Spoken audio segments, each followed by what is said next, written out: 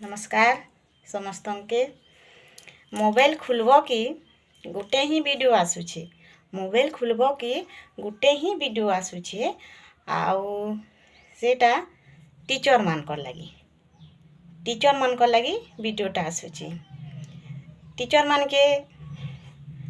roast करा होचे roasting करा होचे तो मुई मोर आड़ू कथा दीपद कहबी आमे रोस्टिंग करूछुं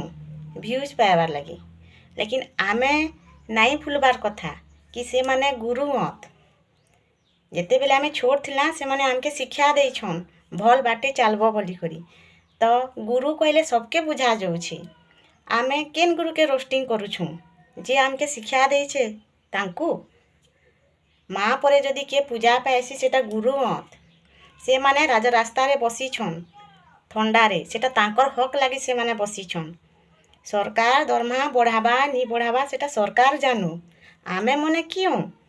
जे तांको जज करी तांकर रोस्टिंग करमा अलगा राज्य ग्राथी दरमा बढ़ुचे आमर ओडिशा ती कम दरमा अच्छे सेथि लगी से माने तांकर हक लगी से माने राज रास्ता से बसी छन आउ तांको रोस्टिंग करवाटा मोर मतरे ते ठीक नुहे आउ प्राइवेट आउ गवर्नमेंट स्कूल को एक जेन कहूछ आमे गुरु के जेते बेले देखुछुं टीचर के जेते बेले आमे देखुछुं हाँ जोड़ी कर नमस्कार करूछुं आमे नाई पचराबार कि जे तमे प्राइवेट स्कूल टीचर कि गवर्नमेंट स्कूल टीचर बोली करी आमे पूरा सम्मान थी हाथ जोड़ी कर ताको नमस्कार करछुं तो ई जिनिस के नाई भूलबार कथा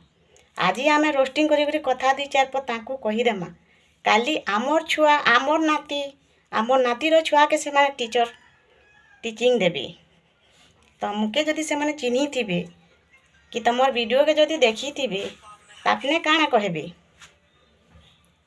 आउ रहेला ताकर पाठ पढ़ा से माने सबके सबु छुआ के समान हिसाब रे शिक्षा देसन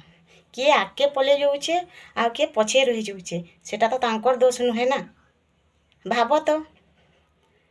आमे खरा छुट्टी रे आमर छुआ मान के मासे 1.5 मास झेली नहीं पारूँ आमे माँ मने हे करी झेली नहीं पारूँ केबे स्कूलटा खुलबा छुआ मने स्कूल जीवे केबे स्कूलटा खुलबा छुआ मने स्कूल जीवे बोली करी कहसुँ लेकिन टीचर माने स्कूल ने छुआ के रखी थीसन सेटा भी आमर छुआ बुझी पारुछ तो टीचर मान के रोस्टिंग नी कर दया करी आउ आमे जदि कहीदेमा बेले सरकार जदि तांकर दरमा के जदि बंद कर दउछे आमर कथा जदि सरकार सुनुछे बेले पहले कि निजर गाँ भितरे जेतरा प्रॉब्लम अच्छे सेटा के नहीं करी रोस्टिंग कर आ सरकार के कह जे सुविधा जल्दी करू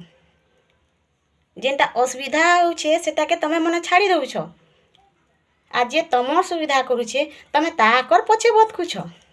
गुरु गुरु आए गुरु सबु बेले भल रास्ता देसन देखासन तो गुरु के आमे माने सम्मान करबार कथा अपमान नहीं करबार कथा आ आमे इने रोस्टिंग करी करी गुरु के अपमान करूछुं आ मोर कथा जदि काके खराब लागिछे